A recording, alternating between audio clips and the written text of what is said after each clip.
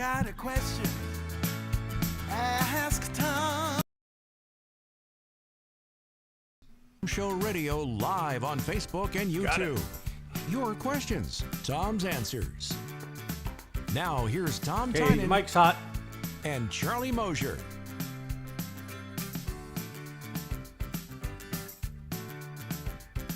Live Ask Tom Live. I don't know if I like that. That's a little redundant. How about just welcome to Ask Tom Live? And I'm live. No, that's kind of redundant too. Okay, April Fools, I'm not live. Yes, I am. So that's not going to work either.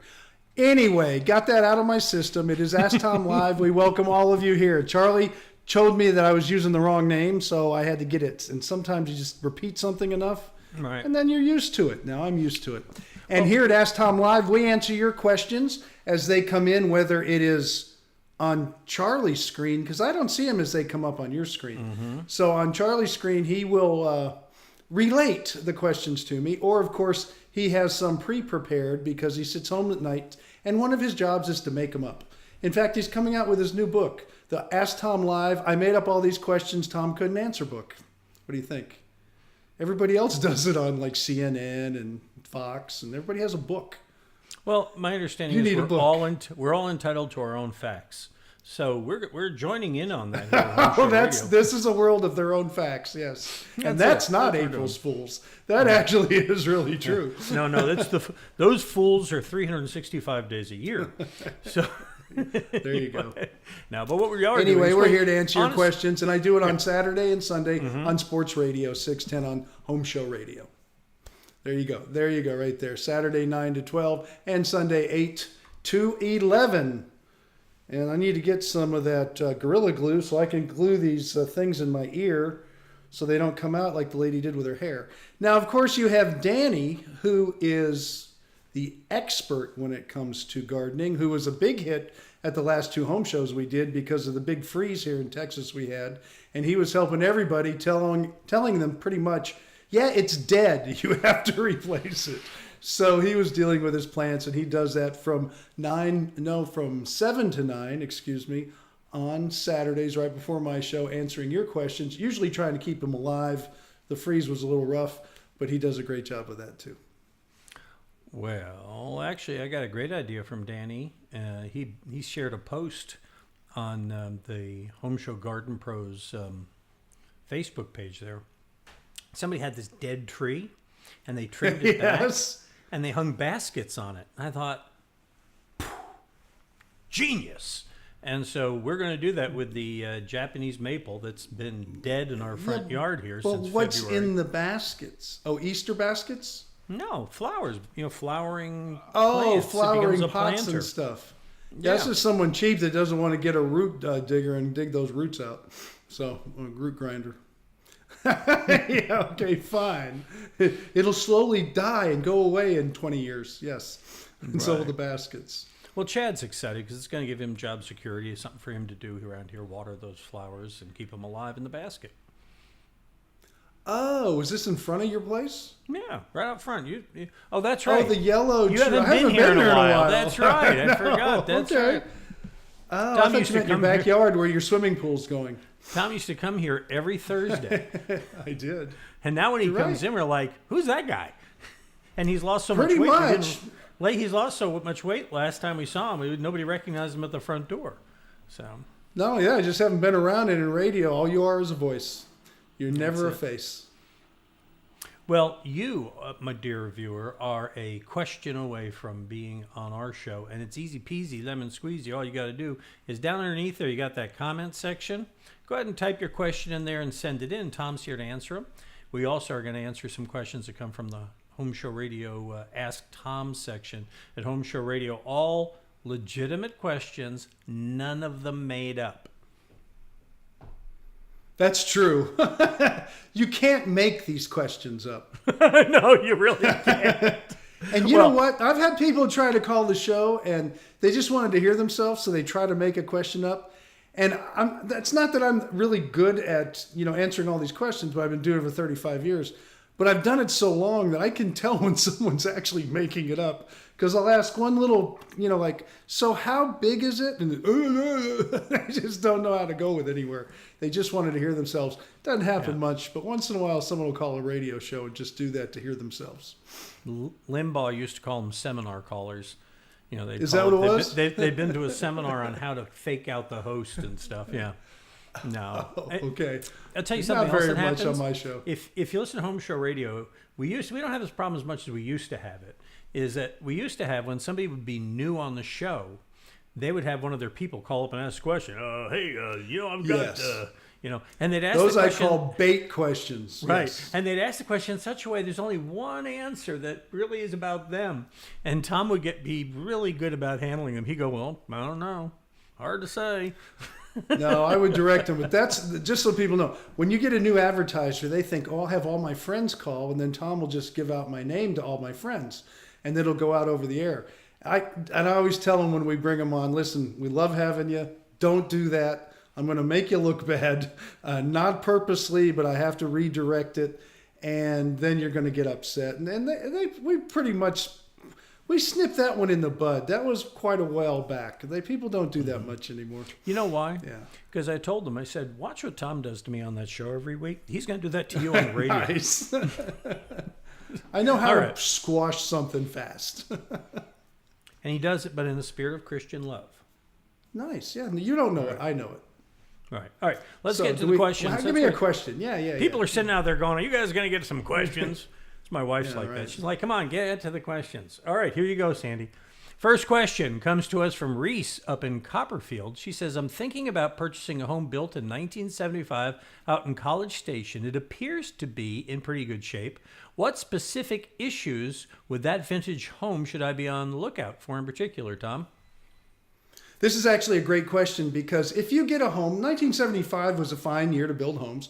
We were pretty much out of the rock and digging caves for homes at that period. If a person maintains a home, or the families, or whoever came along in those years as they bought and sold them, if the home was maintained, very little.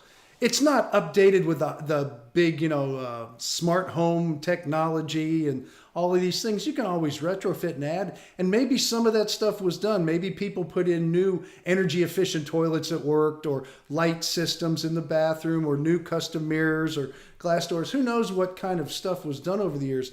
But if it was done tastefully and it was maintained, you have to do very little. In a home built in 1975, one of the things I would check, but not necessarily maintain or do anything with, is I would look at the breaker panel, because a lot of them in the 70s, they had some problems. They lasted a while, but that might be an upgrade you want to make. And when you do that, because the service to the house is going to somebody's sorry about music. that. So the service to the house is smaller than it needs to be for today's electrical stuff and electronics and things like that. You might increase the service size to a home from back then. But besides that, you really shouldn't have much to do if it was maintained. Normal things like if a roof is 25, 30 years old and it's time for a new one, that kind of thing. But that's just normal home ownership no matter when the house was built. But it all has to do with how it's maintained. You can take a house that's 10 years old, not maintain it, just be really rough with it, never fix anything, just abuse it, so to speak, with people putting holes in walls and doing all kinds of crazy stuff, rigging things onto it, putting a lean-to on the back to keep their dog out of the rain. You can tear a house up pretty quickly. So it's not that when it was built, it's how it was maintained, how much work you have to put into it. That's why you get a good inspection on the home before you buy it. You know what you're buying. If you're buying one that needs a lot of work, you spend less money buying it because you have to put money into it to maintain it or to bring it up to standards. But it has nothing to do with the year. Okay, yeah. And you listen to that inspector carefully. And he does sometimes. Actually, you have to listen to the little things he says. When we bought our first house, he walked around the corner and he saw the condenser out there for the air conditioning unit. He goes, well, here's an oldie but goodie. It was a goodie. It was a Coleman air conditioner, Tom. It was. I know you had to shoot them to kill them. They never died.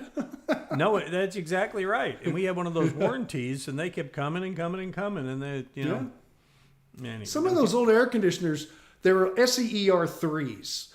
And I can go back to the Sears Roebuck days and stuff. There was some really stout equipment built that would never die. It was simple. It was like my 66 Mustang. You throw an alternator in there and you start it up and you head back down the road. It wasn't technology and up to today's standards, but you literally had to take a gun and shoot them. I had a friend. I had an old one. I don't even remember the name. It was some off-the-wall name on my very first house.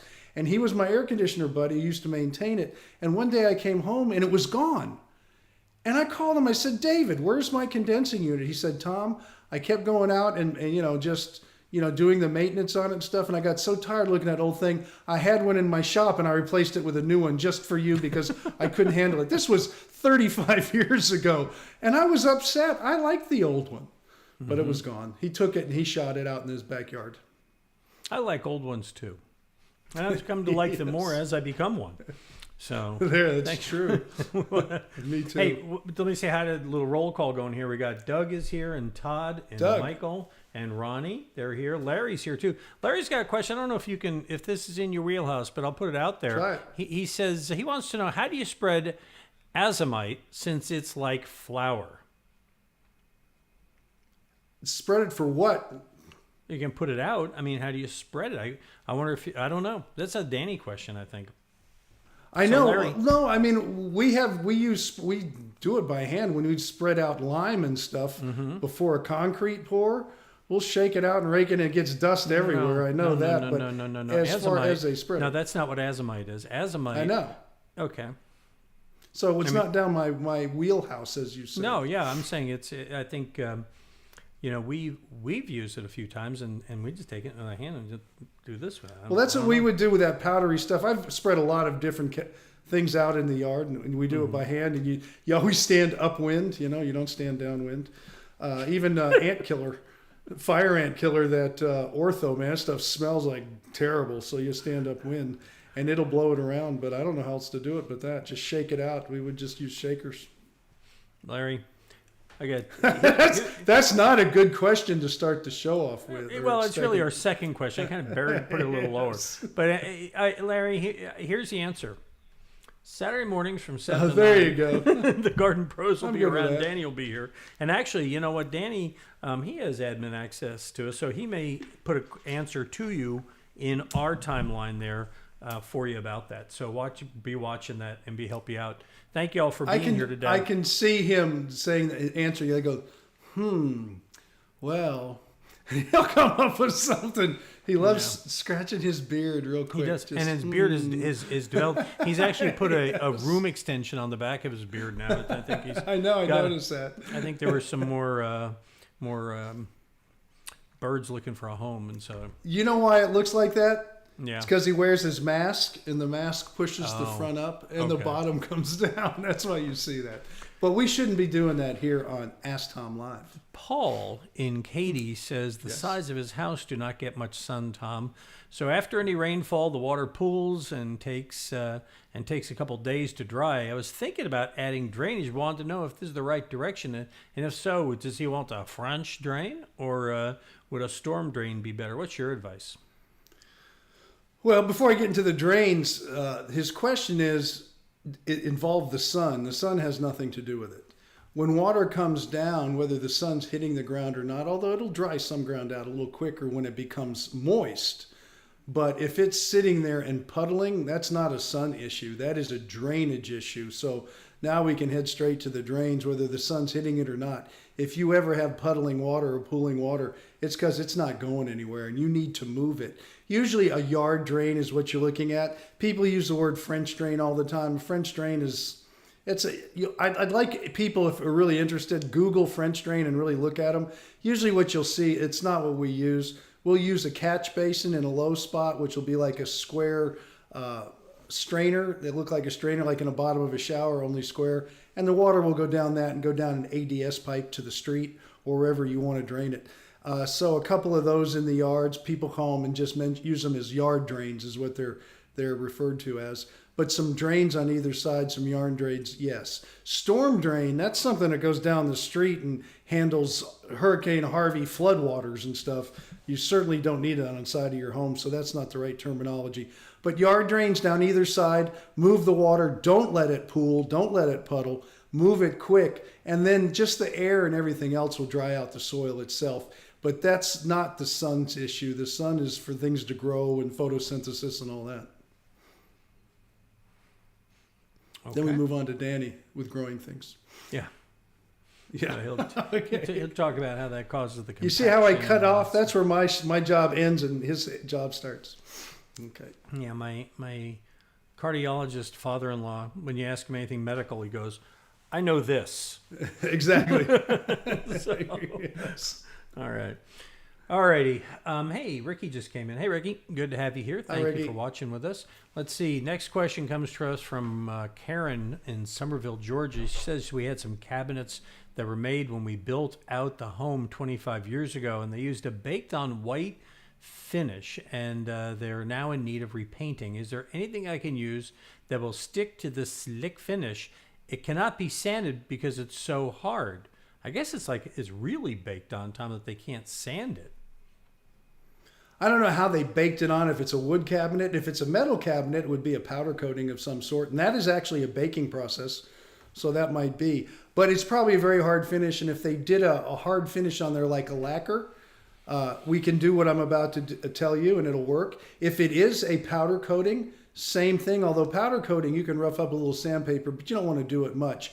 There's a product out there that our favorite person in the whole world named Rudy from Rudy's Quality Painting has taught me about.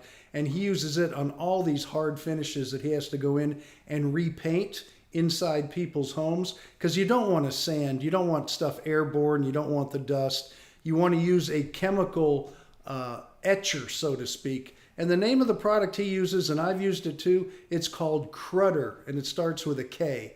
K-U-R-D-D-E-R, Crudder. And just follow the directions and you wipe everything down and it becomes kind of tacky and it actually etches the surface through a chemical process. Then you can go ahead and paint if you want to do that. But that's how you would get that surface to hold a new paint. Is this a common problem, Tom? Well, the baked on thing kind of throws me. I'm not sure what's baked on. Is it a common problem to have a hard finish? No, that's good. Anytime I built homes, all our undercoating on all the woodwork was a lacquer undercoat, which is hard as can be. When they sanded it in new construction, it became like glass. And then we'd put the oil-based finish coat on there, whatever color or tint they wanted, and whatever sheen they wanted as far as finishing out the house. And it looked fantastic, and it held up really well. But you'll get hard finishes, and it's not that you can't sand them. Something will etch them or scratch them if you want to, if you try hard enough. But you really don't need to get into that, and you try to avoid sanding in all cases unless you're refinishing antiques or something. You don't want to do that in the middle of your living room. Take it outside or out in the garage to do all the sanding and stripping. But as far as that goes, the liquid deglossers are very common. And just a rule, if you're going to come back with a water-based paint, you use a trisodium phosphate in water, TSP in water, to clean and etch the surface. Because a water base goes with a water base, and that you mix with water. If you're going to use an oil-based paint like you would on cabinets or something of that nature, you use a chemical deglosser, and Crudder is one that works very well. Yeah, I'm wondering about that. If it is not necessarily baked on, but it's one of those hard enamel kind of finishes. Like that's what I'm thinking. I think it's a talking lacquer. about. It's a hard enamel finish. I do. Yeah, And it can be hard. It's great. No. And the other key thing in your advice there, Tom, is if you're going to strip, do it outside. Well, I don't know if that's really the case. You could go to That's jail. what I heard you say. Stripping's better in the bathroom. Yes. Unless it's a cabinet. I don't know where Unless you're it's going, if it's a Charlie. cabinet, you want to take it outside. Yes. What? I was just repeating the important part. Get your mind out of the gutter, will you? Yes. Next question. I'm not going down that road anymore. Broderick, Let's Tom, take there's a so right. many roads Tom won't go down. Yes. Broderick in the Heights says, I'm considering painting my concrete stamped patio. Are there any special considerations that I should take in doing this, Tom? No, you're going to use a deck paint that's meant for concrete. You don't want to use an epoxy. Epoxies don't do well outside. Epoxies do real well in garages, and warehouses and things like that when it comes to the floors, to the decks. But just use the deck paint and just make sure it's good and clean and ready to paint, and paint right over the top of it. It's a pretty simple process. It's not much different than repainting your siding on your home, which if you had hardy siding is a cement siding. You make sure it's clean and you paint it with an exterior house paint. You're not going to walk on it, so you don't need a deck paint. Deck paints are a little harder finish, so for the walking, make it a walking surface. Mm-hmm. When you do that, when you paint because I remember hearing you say that pattern concrete can be really a challenge. The integrity of it isn't quite what a solid piece of concrete was. I think you told me that stamping into it when they're pouring it like that creates a thinner part of it. Is that not right? No, did I hear you wrong on that? I don't think I ever would have said that, because the stamp is so minor.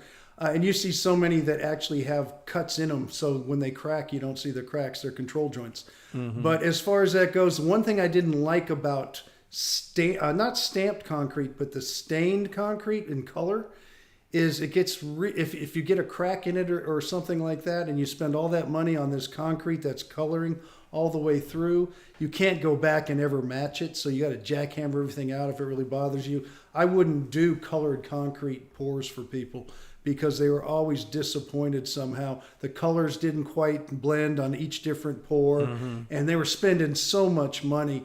And stamped is okay. It's you got to be really good when you get someone to do it, and it's going to be expensive, because you can do it wrong. If they don't get that stamping right, you're going to get weak points where they got the stamp done too late and the concrete was already curing too fast. So there is some application issues you got to be very careful with. You might have heard that. That's what. And so you got to be really careful and have someone really good with enough people to finish it properly. Yeah, there's a subdivision over near here called Lakesa Parkway, and I swear every driveway is stamped concrete, and they've been colored, and they've got that sealer on top of it, and they almost look like they're kind of shiny. And I just it's like, it seems like not for me, but people. Yeah, there are people who like. Oh, you got to constantly put a sealer on it. You got to, if you want to make it look good, because it'll wear out. The sun will beat it up. Yeah, my dad used to say that's why they make red cars and that's why they make blue cars. So.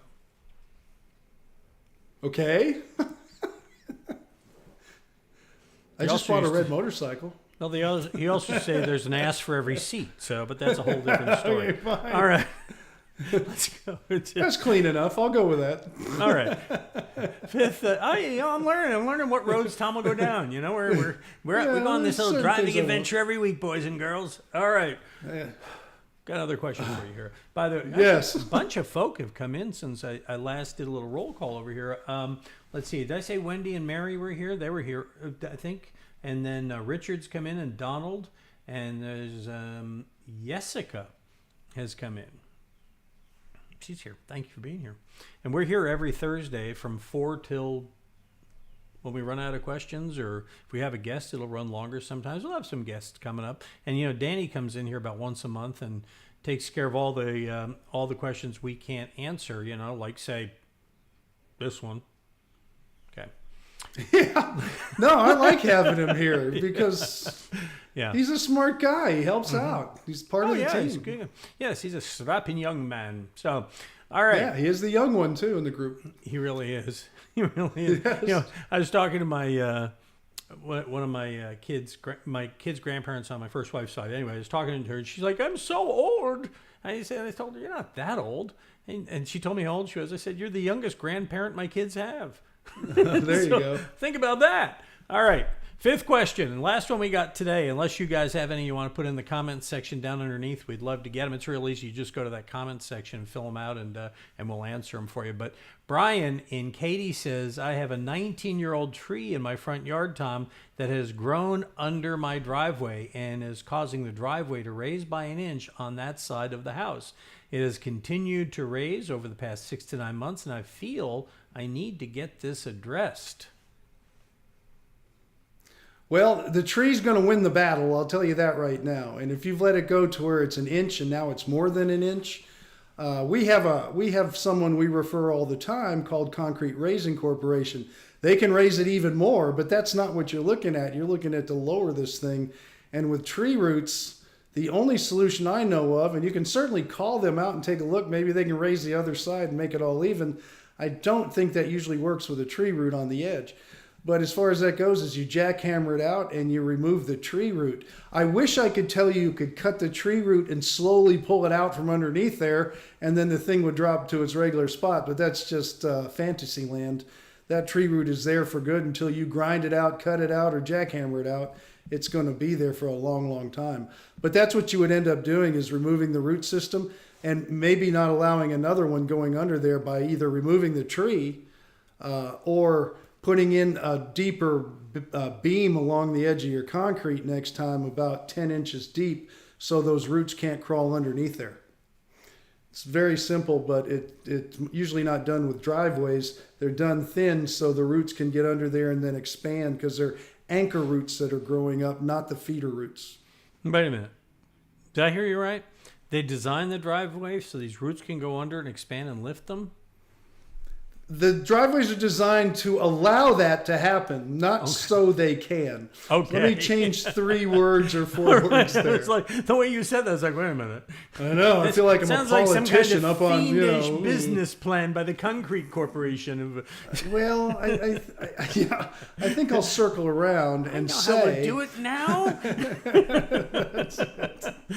Let's get in league with the roofers too, because we'll get the branches close to the tree. You know what? Maybe it is. I'm not much into conspiracies, but who knows? Maybe. But the roots got to get out. The only way is to get the concrete out. So it's a big challenge. And Concrete Raising Corporation is one of our Home Show pros. If you are looking for them, They do, yeah. yeah, and they can level that driveway. They'll take the humps and bumps and the lumps out of it for you.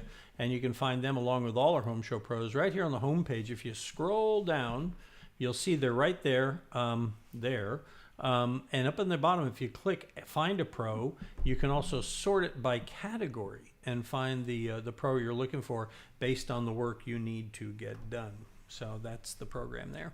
And by the way, those Home Show pros, to be a Home Show pro, they have to have earned Tom's trust. They have to have met his standards.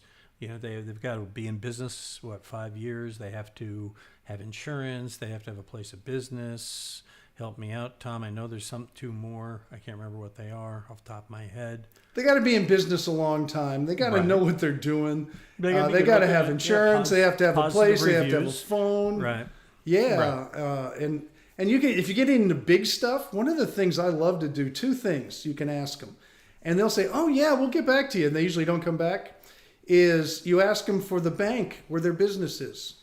And you say, well, can I call the banker you deal with? Make sure they're in good standing with their bank. Just the fact that you want to call a bank and ask one of the people, like I deal with a lady, I could give you the name with my business because I have a business. And they'll say, oh, yeah, Tom has done business here for 20 years. He does a great job. His company's solid with us. The other thing is where he buys his materials. Ask for where he buys, just one, like for me, would have been lumber. Where do you buy your lumber? I'd give them at the time, I would have given them the name of McCoy's or whatever I was dealing with at the time. They call the accounts payable department and say, hey, is he paying his bills on time? To ask them if they can do that with your people. The good people say, yeah, sure, I guess if you want to. The other people say, oh, yeah, we'll get back to you. And you'll never hear from them again. Mm-hmm. You'll run people off real fast and in a very nice way. They just don't want to be scrutinized that way because they can't pass the scrutiny. Now, the other thing with insurance, this is important since we're down this road, is if they give you a certificate of insurance, that's fine, but it doesn't bind them with any kind of real insurance coverage.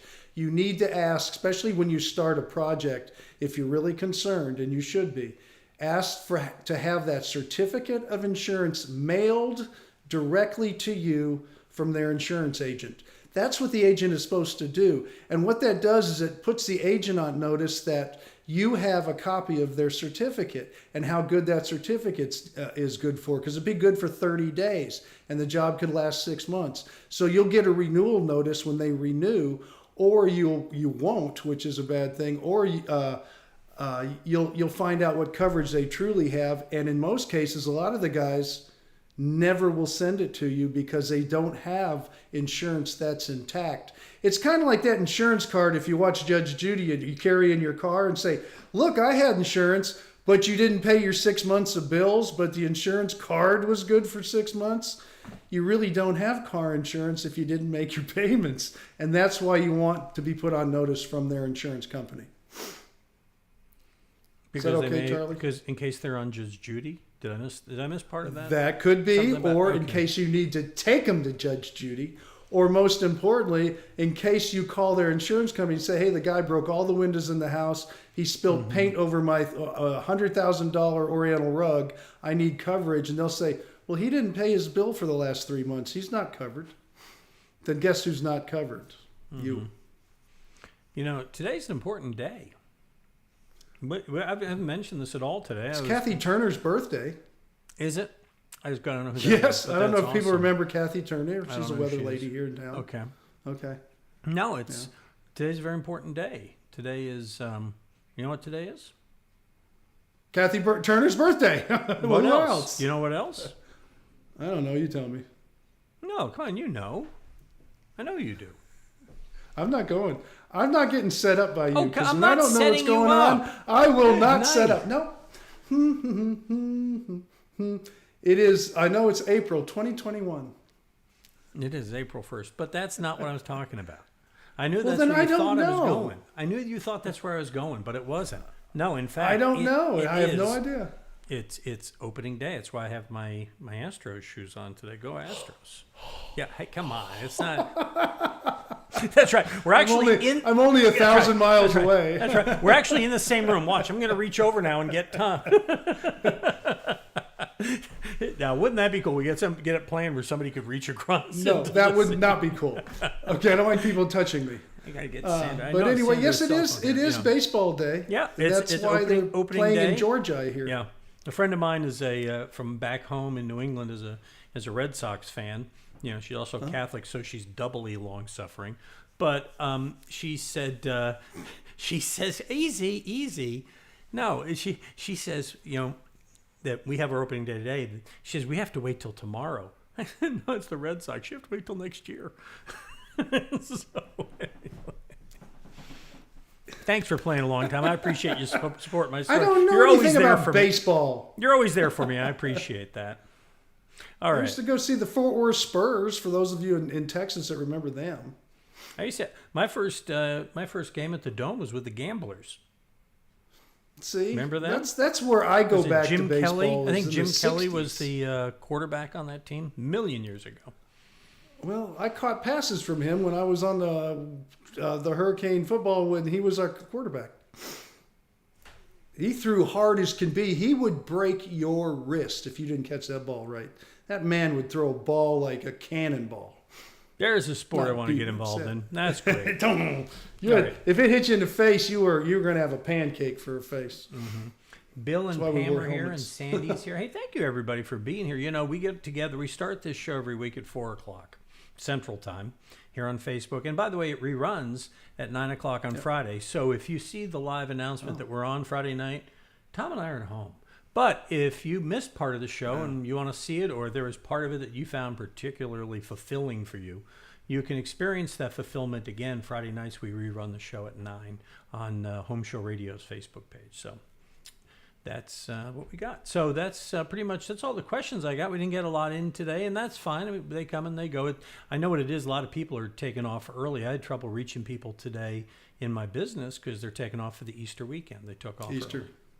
Yeah, so anyway, we hope you... But I will be on the air Easter Sunday. I will be on Holy Saturday, and I will be setting up a roofing training lab on Good Friday. So I work all 3 days. So, ha! Nothing for Monday, Thursday? You haven't got anything tonight? Oh, Tom, yeah. Roofing class Tonight, starts on Tom, Monday. tonight you get home, get your shoes off, and wash your feet. Or better yet, I'm have already Sandra do it. home. There you go. So In you're fact, one I step think I ahead. already did. All right. Anyway, Yes. we hope if you, whether you're going to the Tridium or anywhere else, we hope that any other kind of observance of this weekend, we hope you'll remember the good news of this weekend and enjoy your Good Friday and the blessings that we all get on Sunday, on Easter Sunday. We will be back here again next Friday, and we would love to hear from you. In the meantime, if you got a question you want to send it to us, go visit homeshowradio.com. Right there, you can click on that Ask Tom button. It'll take you to this page, and you can fill it out and send us your questions, and we will take care of them like we have these and others, because Tom insists that we get together every week and produce enough Ask Tom videos that we can run one every day at homeshowradio.com. Isn't that right, Tom? That is right. I insist. Every Saturday from 9 to 12 and Sunday 8 to 11, catch me on Sports Radio 610 here in the Houston area. And don't forget Danny.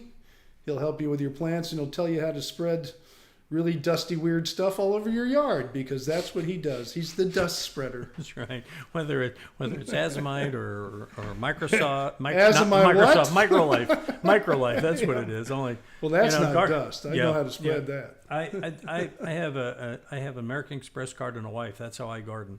So anyway, you guys have a great weekend. Enjoy your Easter, and we'll see you again next Thursday. Got a question? Ask Tom on Home Show Radio. Home Show Radio. Free advice from a pro who